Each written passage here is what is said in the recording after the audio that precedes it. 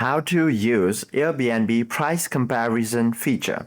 The Airbnb's Price Comparison feature is a built-in tool exclusively for hosts to evaluate their rates against local competitors. So go ahead and launch the Airbnb application onto your device.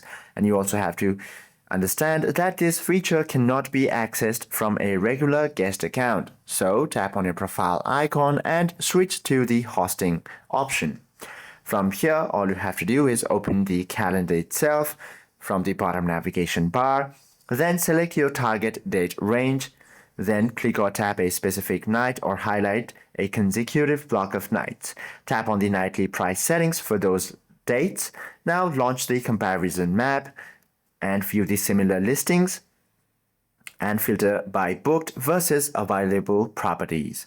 Hope this video helps you out a lot. If you have any questions or queries, please do comment down below.